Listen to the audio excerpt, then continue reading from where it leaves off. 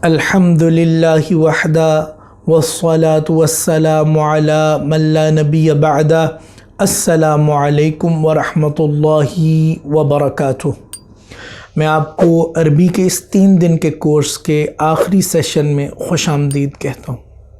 پچھلے 2 سیشنز میں، پچھلی 2 ویڈیوز میں ہم نے فعل ماضی کو تفصیل کے ساتھ پڑھا تھا اور فعل مضارع پڑھنا شروع کیا تھا۔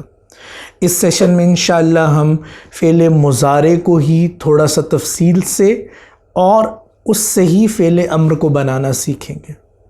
آج ہم انشاءاللہ فعل مضارع مجہول بنانے کا طریقہ سیکھیں گے، لیکن اس سے پہلے فعل مضارع کی گردان کو ایک دفعہ ذہن نشین کر لیں، جو ہم نے پچھلے سیشن میں پڑھی تھی۔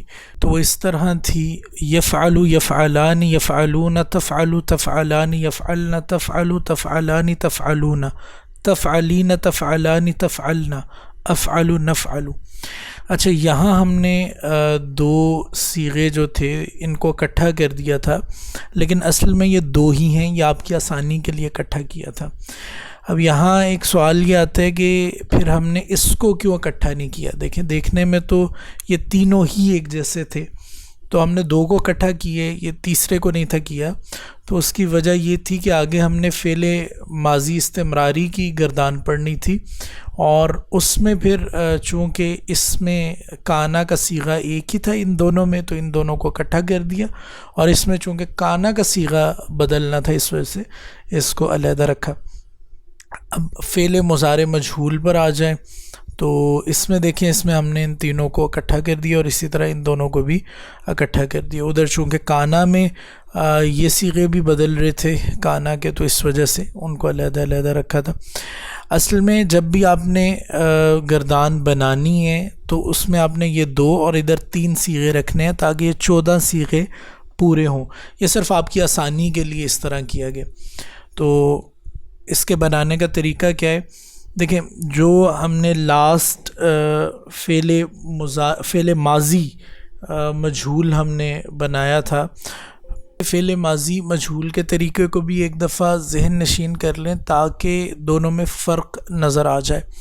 تو فعل ماضی مجہول میں کیا کرنا تھا کہ واحد مذکر غائب کا صیغہ، یعنی واحد، یہ لائن آ گئی، مذکر، اب مذکر غائب کے اندر مذکر دیکھنا ہے، تو یہ فعل واحد مذکر غائب جہاں سے ساری گردان شروع ہو رہی ہے۔ تو واحد مذکر غائب کے آخری حرف کو اس کی حالت پر چھوڑ دیں گے، آخری سے پہلے حرف کو کسرہ دے دیں گے، زیر جو ہے یہ دے دیں گے، اور جو باقی جتنے بھی متحرک ہیں ان کو پیش، اور یعنی ضمہ، اور ساکن کو ساکن چھوڑ دیں گے۔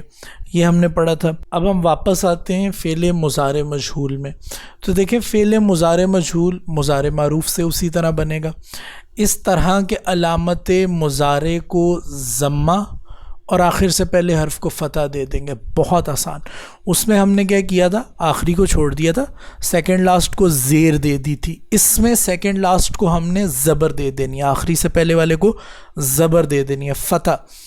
اس میں کسرہ تھا، زیر تھی، اس میں فتح ہے، زبر ہے، اور آخری حرف کو اپنی حالت پر اسی طرح برقرار رکھا ہے۔ اس میں کیا تھا کہ تمام متحرک کو پیش کر دینا تھا، اس میں تمام متحرک کو پیش نہیں کرنا، صرف اور صرف پہلے والے کو پیش کرنا ہے، صرف پہلے والے کو ضمہ دینا ہے۔ تو یہ دیکھیں، یفعلو، اب دیکھیں اس میں کیا ہے کہ لاسٹ کو، آخری حرف کو اسی طرح چھوڑ دیا، سیکنڈ لاسٹ جو ہے، جو آخری سے پہلے والے، اس کو زبر دے دی۔ اگر پہلی زبر تھی تو وہ زبر ہی رہے گی، اور پہلے والے کو پیش کر دیا، تو یفعلو سے یفعلو۔ اب یہ فرق کیسے پتہ چلے گا؟ وہ یضربو میں بڑے آرام سے نظر آ رہے ہیں کہ آخری حرف کو اسی طرح چھوڑ دیا، سیکنڈ لاسٹ کو یہاں زیر تھی، ہم نے زبر دے دی، اور پھر پہلے والے کو علامت مضارع جو تھی، جو سب سے پہلے تھی، اس کو ہم نے پیش کر دیا۔ تو یضربو سے یضربو، یفعلو سے یفعلو، یضربو سے یضربو۔ تو پوری گردان اس طرح آئے گی کہ یفعلو، یفعلانی، یفعلون۔ تو یضربو سے اگر بنائیں گے، یضربو، یضربانی، یضربون، تضربو، تضربانی، یضربن، تضربین، تضربانی، تضربنا، اضربو، نضرب. تو یہ فعل مضارع مجہول ہو گیا. اب آگے چلیں تو اس کے آگے ہم آج سیکھیں گے کہ فعل مضارع سے ہم فعل امر کیسے بنائیں گے. فعل امر یعنی اگر آپ نے کسی کو حکم دینا ہے کسی کام کا تو وہ کیسے بنائیں گے. تو اس میں پھر ہم نے ان کو علیحدہ کر دیا ان دونوں کو، اور یہ دو اکٹھے کر دیے اور یہ تیسرا علیحدہ کر دیا. کیوں؟ کیونکہ یہاں بھی ہمیں صرف حاضر والا علیحدہ چاہیے اور باقی علیحدہ چاہیے. فعل امر کی گردان دو طرح سے بنتی ہے. ایک تو حاضر سے بنتی ہے کہ فعل امر حاضر، یعنی فعل امر عموماً جب بنایا جاتا ہے تو انہی سے بنایا جاتا ہے، فعل امر حاضر سے. اور اگر فعل امر غائب ہو تو یہ غائب کے 6 صیغے اور متکلم کے 2 صیغے، تو فعل امر غائب بن جاتا ہے. اچھا، تو سب سے پہلے فعل امر کے لیے آپ کو یہ جاننا ضروری ہے کہ اس میں نون کون سی ہے. ایک تو یہ طریقہ ہے کہ اس کا کانسیپٹ آپ سمجھ لیں. دوسرا یہ ہے کہ اس کی یہ جو گردان ہے یہ آپ ایسے ہی یاد کر لیں تو بھی آپ کو سمجھ آ جائے گی. لیکن اگر آپ کانسیپٹ سمجھ لیں گے تو وہ آپ کے لیے ذرا زیادہ آسان ہو جائے گا. یعنی یوں کہہ لیں کہ وہ ہمارے پرنسپل صاحب تھے، وہ کہتے تھے کہ اگر کسی شخص کو یہ کہا جائے کہ تمہیں ایک ہیرا دے دیتے اور دوسری طرف یہ کہا جائے کہ تمہیں ہیرے کی کان کا ایڈریس دے دیتے، تو ظاہر عقل مند شخص جو ہے وہ ہیرے کی کان کا ایڈریس لے گا اور جتنے مرضی ہیرے نکال لے گا. جبکہ ایک یعنی بیوقوف شخص جو ہے یا کم عقل مند کہہ لیں کہ وہ صرف ہیرا پکڑے گا اور چلا جائے گا. تو اسی طرح یا تو یہ یاد کر لیں یا اس کا طریقہ سمجھ لیں تو آپ کو ہمیشہ کے لیے آگے جب ہم بنائیں گے اس میں مضارع میں کوئی بھی تبدیلی آئے گی وہ اسی بنیاد کے اوپر چلے گی، تو وہ آپ کو سمجھ لگ جائے گی. تو سب سے پہلے آپ نے دیکھنا ہے اس میں نون کتنی طرح کے ہیں. تو سب سے پہلے نون اعرابی ہیں. نون اعرابی وہ ہیں، یہ جو میں نے گرین کیے ہوئے ہیں، یعنی وہ نون کے جو نظر آ رہے ہیں. اب یہاں یہ نون بھی نظر آ رہے ہیں لیکن چونکہ یہ جمع مؤنث کے ہیں تو انہیں نون نسوہ بھی کہا جاتا ہے، تو جمع مؤنث کے نون کو ہم نہیں چھیڑیں گے. تو چونکہ عورتیں ہیں، ہمارے سر کہا کرتے تھے کہ عورتیں ہیں تو عورتوں کو تھوڑا ایڈوانٹیج دیا جاتا ہے، تو اس وجہ سے ان کے جمع مؤنث کے نون کو نہیں چھیڑیں گے. تو انہیں ویسے نون ضمیری کہا جاتا ہے، یعنی یہ جو دو ہیں ان کو نون ضمیری کہا جاتا ہے. ان کو نہیں چھیڑا جائے گا، جمع مؤنث غائب ہو یا جمع مؤنث حاضر ہو، اس کو نہیں چھیڑا جائے گا. اس کے علاوہ جتنے بھی نون ہیں وہ 7 بنیں گے. یہ 4 یہ 2 یہ 6 اور ایک 7، یہ 7 بنیں گے. یہ نون اعرابی ہیں. تقدیر کہتے ہیں ایزیوم کرنے کو. تو جہاں اب نون نہیں ہے ان میں ہم نون تقدیری کر دیں گے کہ ہم نے ایزیوم کر لیا کہ اس میں نون ہے، تو اس کو نون تقدیری کا نام دے دیا جاتا ہے. تو یہ 5 صیغے بنیں گے، 3 یہ اور 2 یہ صیغے، تو یہ نون تقدیری ہو گیا. اب اس میں ہم نے کرنا کیا، سب سے پہلے نون کو کاٹنا ہے، یعنی جتنے بھی یہ نون اعرابی ہیں، نون ضمیری کو نہیں چھیڑا جائے گا، نون اعرابی جتنے بھی ان کو کاٹ دیا جائے گا. اور علامت مضارع کاٹنی ہے. سب سے پہلا کام کیا کرنا ہے کہ ہم نے یہ جتنے بھی یہ نون اعرابی ہیں ان کو ہم کاٹ دیں گے، اور اس کے ساتھ جو علامت مضارع ہیں ان کو ہم کاٹ دیں گے. اب اس کے بعد ہم نے کیا کرنا ہے کہ علامات مضارع کاٹ دینی ہے. لیکن چونکہ ہم صرف حاضر میں یہ کرنے لگیں تو صرف حاضر کی علامات مضارع کاٹیں گے. غائب کو کیسے امر بنانا ہے، اس میں ایک چیز تو یہی ہے کہ نون کو کاٹ دیا جائے گا. اگلا کیا ہے، وہ لام لگے گا، اس کو بھی ہم نہیں دیکھیں گے. لیکن کیا کرنا ہے کہ ہم نے حاضر کے تمام علامات مضارع کو کاٹ دیں گے. تو یہ کچھ اس طرح کی شکل آ جائے گی.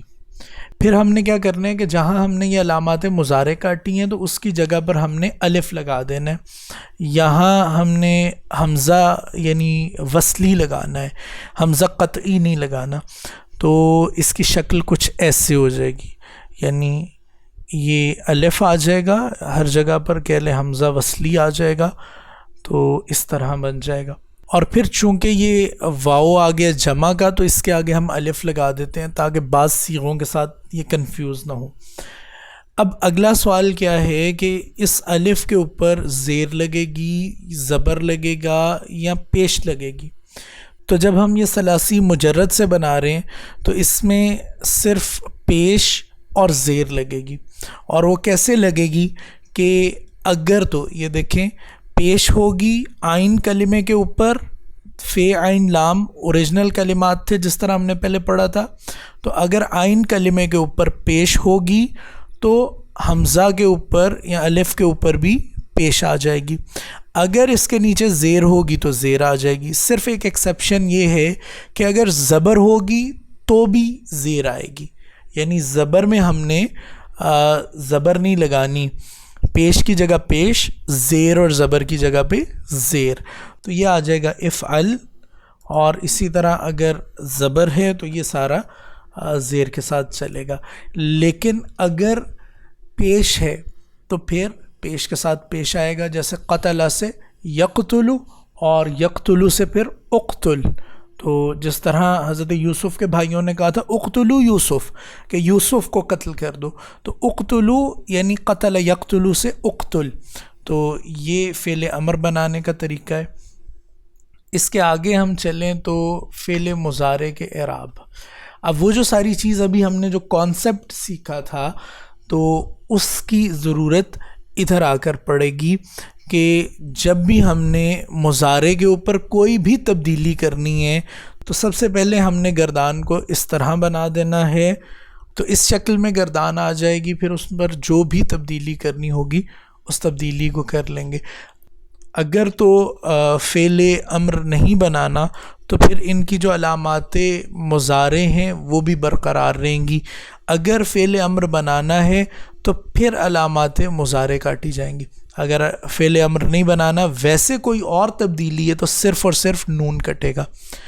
تو یہاں ہم دیکھیں کہ کیا ہوگا کہ فعل مضارع کے 3 اعراب ہوتے ہیں، 3 حالتیں ہوتی ہیں اعراب کے حوالے سے۔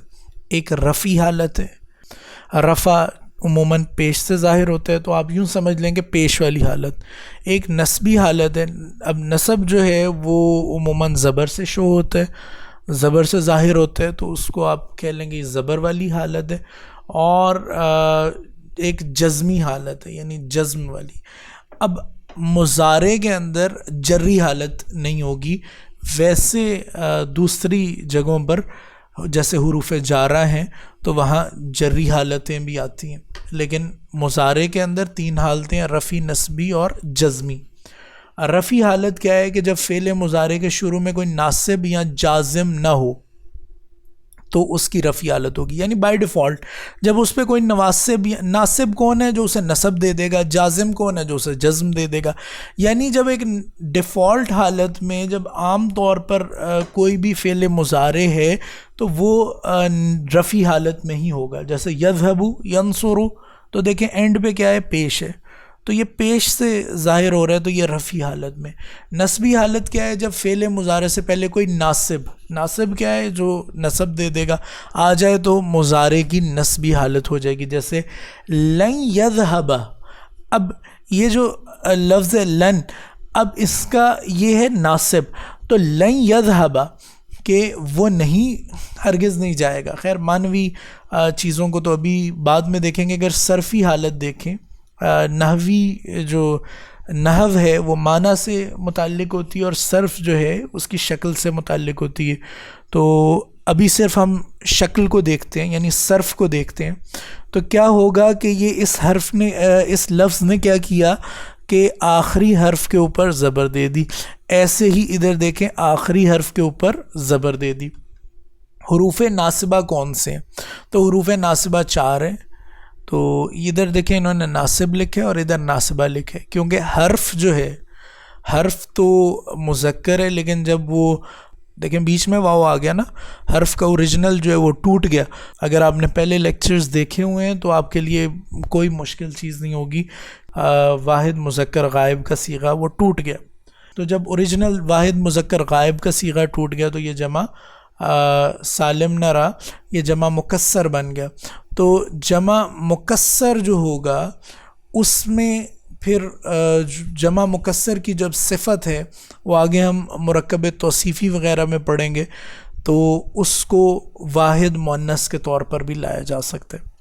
حروف ناصبہ 4 ہیں, ان, لن, کئی, اذن. مثالیں انہوں نے نیچے دی ہیں. اچھا اب ان کے معنی کیا بنیں گے؟ ان جو ہے یہ مصدر کا معنی دے دیتا ہے, اسے ان مصدریہ بھی کہتے ہیں. تو ان ارید ان اتعلم, اتعلم تھا کہ میں پڑھوں, میں علم حاصل کروں, تو ارید میں چاہتا ہوں. اگر دو فعلوں کو کنیکٹ کرنے کے لیے بھی ان آ جاتا ہے, ایک اس کا یہ بھی کام ہے. اس کے علاوہ یہ ہے کہ اس کو یہ مصدر کا معنی دے دیتے ہیں. تو دیکھیں میں علم حاصل کرنا, مصدر جو ہوتا ہے اس میں کرنا, پڑھنا, جانا, سونا, رکنا, کھانا, پینا, آخر میں نون الف آتا ہے جیسے اردو میں آخر میں نون الف آتا ہے.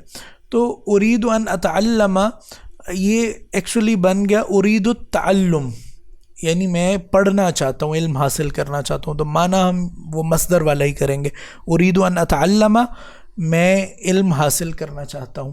تو یہ ان کا ایک کام یہ ہے کہ اس کو مصدر کا معنی دے دیتے, تو دوسرا یہ ہے کہ یہ دو فعلوں کو کنیکٹ کرتے. اس کے اور بھی کافی فائدے ہیں لیکن ان کو ہم ڈسکس نہیں کریں گے. لیکن اگر ہم اس کو ان کو مصدر کے معنی میں نہ استعمال کرتے تو جملہ لفظاً کیا بننا تھا؟ اریدو میں چاہتا ہوں, ان کے, ان کا آپ کہ ترجمہ کر سکتے ہیں اتعلم کہ میں پڑھ رہا ہوں یا میں پڑھوں گا, میں چاہتا ہوں کہ میں پڑھوں گا. لیکن ہم نے کیا ترجمہ کیا؟ میں علم حاصل کرنا چاہتا ہوں. وہ اس لیے کیونکہ یہ ان مصدریہ ہو گیا, اس نے اس کو مصدر کا معنی دے دیا.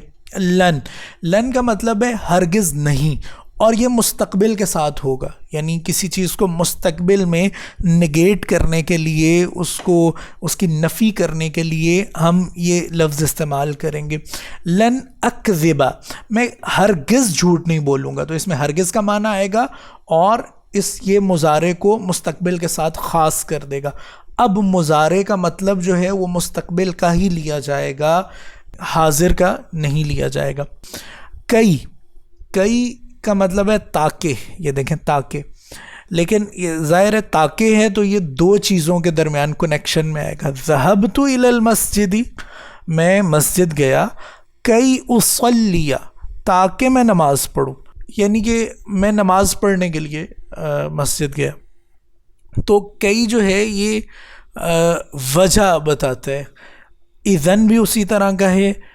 اجتہد, میں محنت کرتا ہوں.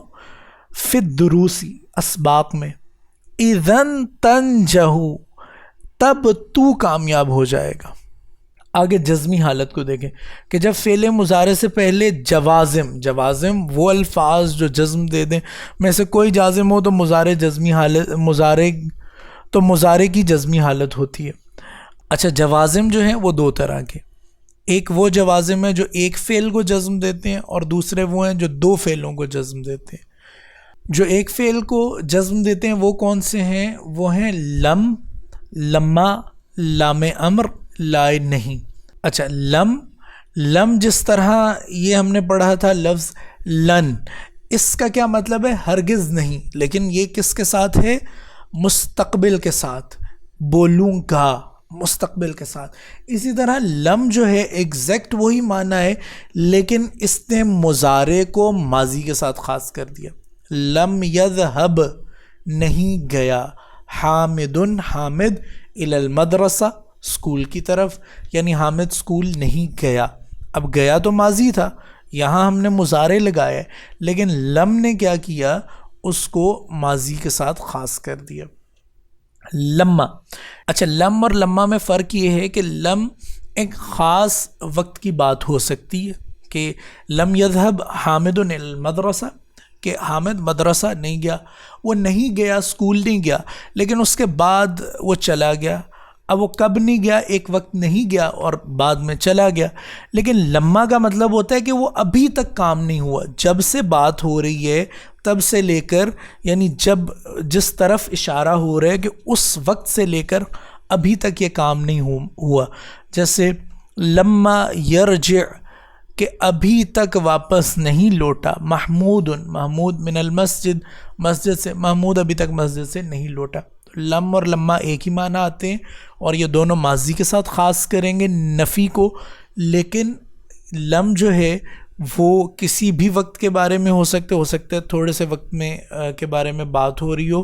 لیکن لما جو ہے وہ جب سے جس وقت کا اشارہ کیا جا رہا ہے اس سے لے کر ابھی تک تمام وقت کو اپنے اندر شامل کر لیتے.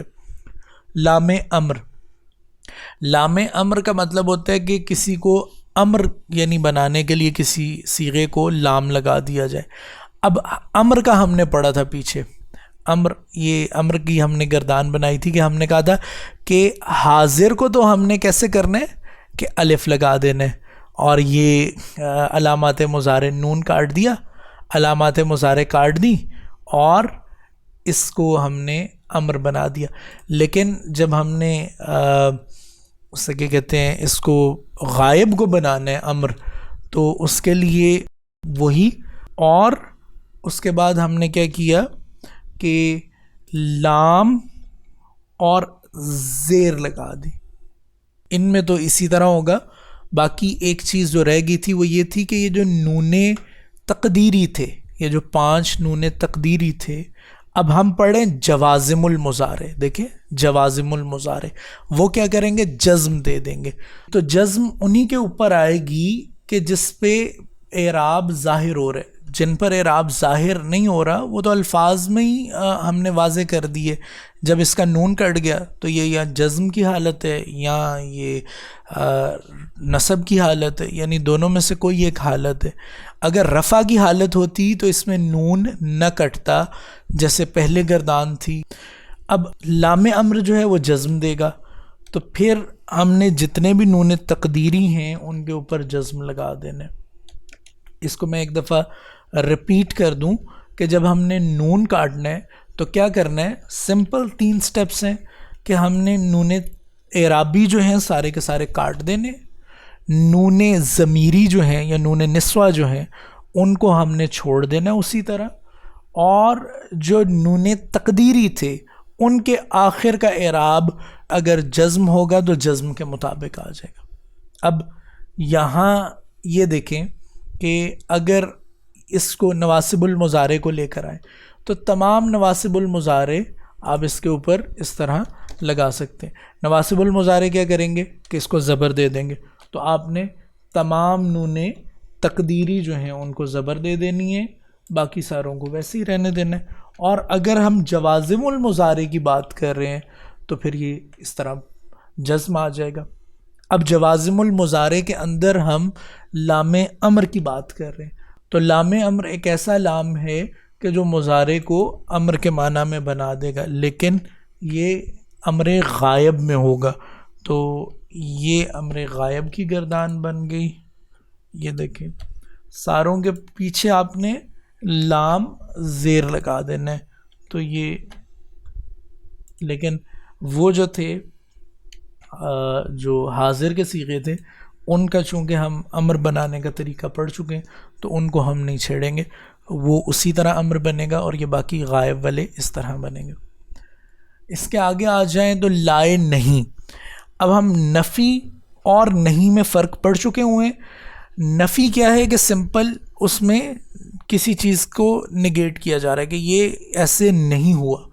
نہیں کیا ہے کہ حکم دیا جا رہا ہے کہ تم ایسا نہ کرو، تو لا لگا دیں گے. اور اسی طرح جزم، جب جزم آئے گی تو ابھی ہم نے دیکھا تھا کہ یہ بس لام ہٹا دیں تو باقی ساری ایسے ہی گردان بن جائے گی. اچھا اس کے آگے یہ 4 وہ ہیں کہ جو ایک فعل کو جزم دیں گے. اب اگر 2 افعال کو جزم، یہ پھر سارا اب یاد کرنے والا ہے یاد کرنے پہ آپ کو وقت لگانا پڑے گا. یہ 3 دن کی عربی گرامر کا مقصد یہ تھا کہ آپ کو عربی سمجھ آ جائے، یا اگر کسی نے ریوائز کرنا ہے تو اس کے لیے بھی آسانی ہے. لیکن اگر کسی کے پاس وقت کم ہے اور وہ سیکھنے کے لیے صرف 3 دن چاہتا ہے اور بعد میں وہ اس کی پریکٹس کر لے گا تو اس کو یہ لیکچرز فائدہ دے سکتے ہیں. لیکن جس طرح شروع میں آپ کو بتا دیا تھا کہ 3 دن میں عربی پر مہارت حاصل کرنا یا اتنی عربی سیکھ لینا کہ آپ 3 دن میں بولنا شروع ہو جائیں، تو یہ ممکن نہیں ہے. بولنا یا پڑھنا لکھنا پریکٹس سے ہی آئے گا، جتنی پریکٹس کریں گے اتنا آئے گا. لیکن 3 دن میں آپ کو یہ سارے قواعد سمجھ آ سکتے ہیں کہ جس سے آپ تھوڑا بہت جملہ سمپل سینٹینسز جو ہیں ڈکشنری کی مدد سے آپ سمجھ سکیں. اب یہ انہوں نے کچھ حروف دے دیے: ان، ما، من، مہما، اذما، متا، اینما، انا، حیثما. اس کے علاوہ بھی ہو سکتے ہیں. انہوں نے اوپر لکھا کہ ان میں سے چند ایک مندرجہ ذیل ہیں، یعنی یہ چند ہیں، ان کے علاوہ بھی ہو سکتے ہیں. اس کا اب یہ کانسیپٹ یہ سمجھیں کہ جب شرط آئے گی کہ اگر ایسا ہوا تو جہاں بھی ایک چیز دوسری کے ساتھ مشروط ہو جائے، ایک چیز دوسرے کے ساتھ کنیکٹ ہو جائے کہ وہ کام ہوگا تو یہ ہوگا، تو اس کے اوپر جزم آ جائے گی. جیسے ان ہے، ان کا معنی ہے اگر. ان تاکل، اگر تم کھاؤ، کثیرن، بہت زیادہ، تمرد، تو تم بیمار ہو جاؤ گے. ما، اب ما کس طرح جب وہ شرط کے ساتھ آئے. ما تقرأ، اب یہ تقرؤ تھا لیکن اس کو کیا کر دیا تقرأ. ما تقرأ، جو تم پڑھتے ہو، جو تم پڑھو گے. تستفد منہ، تو تم میں اس سے فائدہ ہوگا. یعنی جب وہ دوسرے کے ساتھ شرط کی طرح کنیکٹ ہو جائے کہ ایک کام ہوگا تو دوسرا ہوگا. اس کو اچھی طرح سمجھنے کے لیے آپ قرآن پڑھیں. قرآن میں یہ دیکھیں جہاں جہاں اس طرح ایک حرف کے بعد 2 افعال کے اوپر جزم آ رہی ہے، تو بعض اوقات 2 کے اوپر جزم نہیں آتی کیونکہ وہ مبنی حروف آ جاتے ہیں، مورب نہیں ہوتے تو سمجھ نہیں لگتی. تو بہرحال جب بھی ان الفاظ کے بعد ما، من، مہما، ایسے الفاظ کے بعد اگر جزم آ جائے قرآن میں تو اس پر غور کریں تو آپ کو یہ اچھی طرح یاد ہو جائے گا. من یفعل، جو کرے. اب کیا کرے؟ خیرن، اچھائی یعنی نیکی کوئی کرے. یجزا بہ، اب یجزا بہ پہ جزم تو نہیں آ رہی. وہ کیوں نہیں آ رہی؟ کیونکہ اس کے آگے یہ تھی جسے الف مکسورہ کہتے ہیں. اب اس کے قواعد پھر وہ ایڈوانسڈ عربک میں آ جائے گا، لیکن وہ جو جزم تھی وہ ہم نے اس کی جگہ کیا کیا، وہ جو یہ تھی اس کو ہم نے کاٹ دیا. تو یہ کو کاٹ دیا تو یہ یجزا جو ہے یہ جزم کی حالت میں ہی ہے. مہما تعمل، جتنا جو بھی تم عمل کرو گے تجزا بھی، اسی طرح. تو یہ سارے کے سارے آپ دیکھ لیں اسی طرح ہی ہیں. حیثما تذهب اذهب، جہاں بھی تم جاؤ گے وہاں میں جاؤں گا. اب حیثما نے کیا کیا؟ شرط بنا دی، تو یہ شرط آ گیا. اب اس کے ساتھ بس آخری ایک چیز اگر آپ یہ بھی سیکھ لیں تو آپ کے لیے تمام کے تمام عربی کے جو سمپل جو جملے ہیں وہ بہت آسان ہو جائیں گے. یہ مرکب توصیفی. اچھا، مرکبات کیا ہوتے ہیں وہ بھی ہم نے شروع میں دیکھ لیے تھے. توصیفی اور اس میں اضافی جو ہیں یہ زیادہ مشہور ہیں. اس کے علاوہ بے شمار مرکبات ہیں. مرکب اشاری ہے، مرکب عددی ہے، اور بے شمار مرکبات ہیں. لیکن ہم نے کیا مرکب توصیفی اور مرکب اضافی پڑھنا ہے. تو مرکب کیا تھا کہ 2 یا 2 سے زیادہ کوئی الفاظ ہوں، ان کو اکٹھا جوڑ کے ایک فریز بنائی جائے تو وہ مرکب ہے. اگر وہ کسی کی صفت بیان کریں گے تو وہ توصیفی ہو جائیں گے، اور اگر وہ اضافت پیدا کریں گے، اضافت کیا اس کو ہم بعد میں دیکھیں گے، تو وہ مرکب اضافی ہو جائے گا. تو المرکب التوصیفی یعنی مرکب توصیفی جو ہے ایسے مرکب کو کہتے ہیں جس میں کسی اسم کی صفت بیان کی جائے. ٹھیک، مرکب توصیفی کی 6 نشانیاں. اب وہ 6 نشانیاں کیا ہیں کہ نمبر 1، پہلا اسم موصوف یا منعوت. منعوت یعنی جس کی نعت کی گئی ہے، یہ نعت یعنی تعریف، اور موصوف یعنی جس کا وصف بیان کیا گیا، جس کی کوئی صفت بیان کی گئی. تو جس کی کوئی صفت بیان کی جائے، پہلا اسم موصوف یا منعوت ہوتا ہے، جبکہ دوسرا اسم صفت یا نعت ہوتا ہے. یہ تو سمپل ایک انہیں کیٹیگرائز کرنے کے لیے. اب اس میں الولد جو ہے وہ موصوف ہو گیا اور دوسرا کیا ہو گیا صفت. تو ہم اردو میں عموماً بولتے ہیں صفت موصوف. تو صفت کو آپ نے بعد میں لے جانا ہے اور موصوف کو پہلے لے جانا ہے. جب الٹا کر دیں گے ان کو کیٹیگرائز تو عربی میں بڑے آرام سے ٹھیک ہو جائے گا. تو صفت کیا ہے؟ الصالح، نیک ہے، اور اس میں موصوف کیا ہے؟ الولد، لڑکا. تو الولد الصالح، نیک لڑکا. اچھا، صفت جو ہے وہ 4 چیزوں میں موصوف کی اتباع کرے گی. پہلی ایک یہ ہو گئی، 6 ہم نے نشانیاں کہی تھیں، ایک نشانی یہ ہو گئی، اور 4 جو ہیں وہ یہ آ گئی کہ صفت جو ہے 4 چیزوں میں موصوف کی اتباع کرے گی. اعراب میں مثلا علم نافع، اگر موصوف جو ہے وہ رفع حالت میں ہے تو صفت بھی رفع حالت میں ہوگی. اگر موصوف نصبی حالت میں ہے تو صفت بھی نصبی حالت میں. اگر جری حالت میں ہے تو جری حالت میں. مثالیں ادھر 2 ہی دی ہیں تاکہ سمجھ آ جائے. تو علم نافع، علما نافعا. اچھا، دوسرا کہ تذکیر و تانیث یعنی مذکر و مؤنث ہونے میں. ساعۃ جدیدۃ، نئی گھڑی. تو کتاب جدید، کتاب چونکہ عربی میں مذکر ہے تو کتاب جدید، اور ساعۃ چونکہ تے ہے یہ مؤنث کی نشانی صاف آ گئی تو ساعۃ جدیدۃ. تعریف و تنکیر یعنی معرفہ اور نکرہ ہونے میں. معرفہ اور نکرہ ہونے میں کیسے؟ دیکھیں، معرفہ اور نکرہ کی ایک پہچان کیا تھی کہ اگر کسی اس میں نکرہ کے ساتھ ال آ جائے تو وہ معرفہ بن جائے گا. تو ولد صالح یہ نکرہ ہو گیا. اگر ولد نکرہ ہے تو صالح بھی نکرہ ہے کہ نیک لڑکا، ایک نیک لڑکا. اور الولد الصالح، اب ہم خاص ایک لڑکے کی بات کر رہے ہیں، ال آ گیا تو اگر ادھر ال آیا تو آگے جو صفت ہے اس پر بھی ال آئے گا. تو الولد الصالح. افراد و تثنیہ و جمع میں، یعنی افراد یعنی واحد ہونے میں، تثنیہ ہونے میں یا جمع ہونے میں. المؤمن الصادق، المؤمنان الصادقان، المؤمنون الصادقون. تو اگر یہ جو موصوف ہے وہ واحد ہے تو صفت بھی واحد. اگر موصوف تثنیہ ہے تو صفت بھی تثنیہ میں، اور اگر موصوف جمع ہے تو صفت بھی جمع میں. اور چھٹی چیز جس کو ہم نے تیسرے پوائنٹ میں کیا ہوا ہے، چھٹی نشانی یہ ہے کہ اگر موصوف غیر عاقل جمع میں ہے، غیر عاقل یعنی جو عقل نہ رکھتا ہو، جیسے شجر جو ہے اس میں عقل نہیں ہے، غیر عاقل جمع میں ہے، تو اس کی صفت واحد مؤنث ہوگی.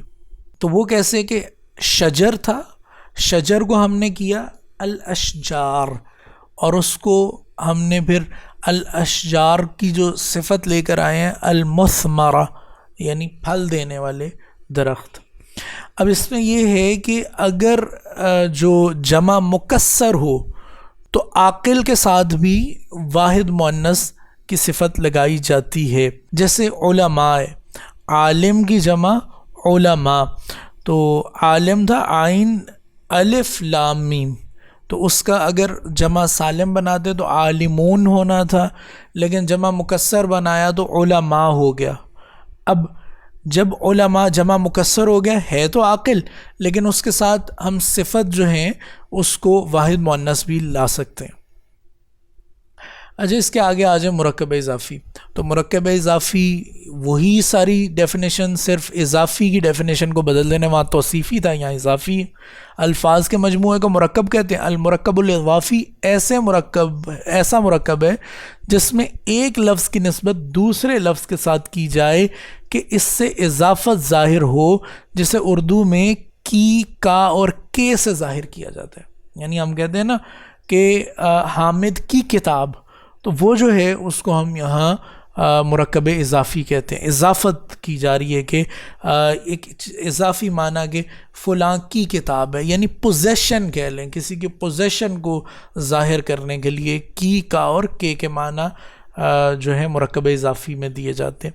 اچھا، اب اس کی شرائط کیا ہیں کہ پہلا اسم المضاف ہوگا اور دوسرا مضاف الیہ. اس میں ہم کیا کرتے ہیں؟ مضاف مضاف الیہ.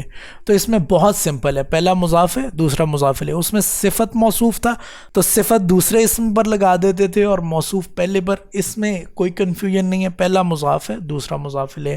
جیسے کتاب اللہ، تو اس میں کتاب مضاف ہے، مضاف یعنی یہ اضافت کیا گیا، اور لفظ اللہ جو ہے وہ مضاف الیہ ہے۔ لیکن اس کا جب اردو میں ترجمہ کریں گے تو ہمیشہ اس کو الٹا کیا جائے گا، کتاب اللہ یعنی اللہ کی کتاب، تو لفظ اللہ کو پہلے لے گئے اور کتاب کو بعد میں لے آئے، یعنی مضاف الیہ کو پہلے لے جانا ہے اور مضاف کو بعد میں لے آنا ہے۔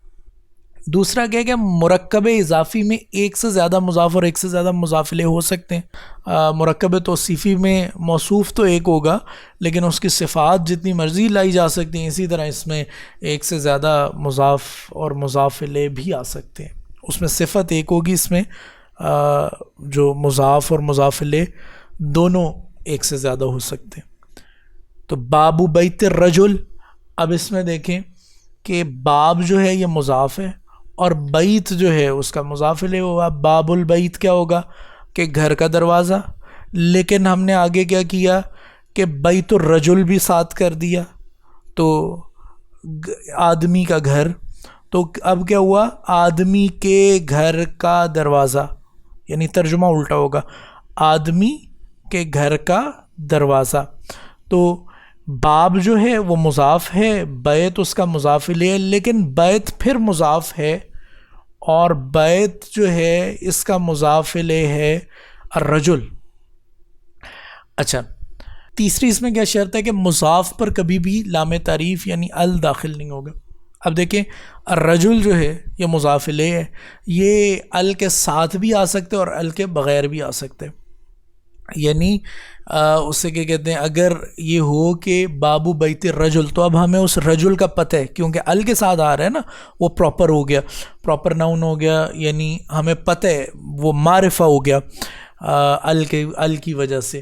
لیکن اگر اس کو ایسے کر دیا جائے کہ اس میں سے الف لام کاٹ دیا جائے تو یہ بھی ممکن ہے، پھر اعراب بھی اس لحاظ سے دو زیریں آ جائیں گی۔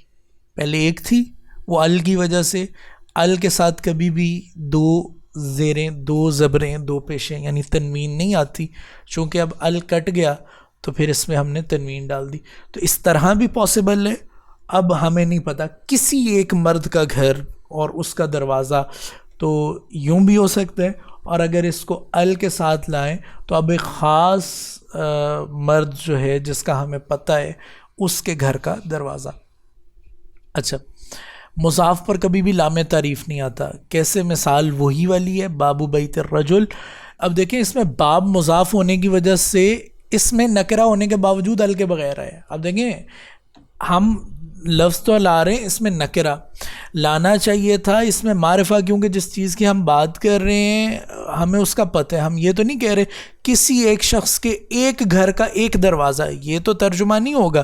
اس کا ترجمہ اگر ہم اس کو ال کارڈ بھی دیں، اگر ال ہے تو پھر ہمیں اس شخص کا پتہ ہے، اور اگر ہم ال کو کارڈ دیتے ہیں تو پھر بھی یہ بنے گا کسی ایک شخص کے گھر کا دروازہ۔ اب ہمیں گھر کا بھی پتہ ہے اور دروازے کا بھی پتہ ہے، اس کا ترجمہ یہ نہیں ہوگا کہ کسی ایک شخص کے کسی ایک گھر کا کوئی ایک دروازہ، نہیں، اس کا ترجمہ ہوگا کہ کسی ایک شخص کے گھر کا دروازہ، اور اگر ہم اسے ال لگا دیں گے تو اس شخص کا ہمیں پتہ ہے، یعنی ہے تو اس میں نکرہ، باب اس میں نکرہ ہے لیکن اس پر ال نہیں آیا۔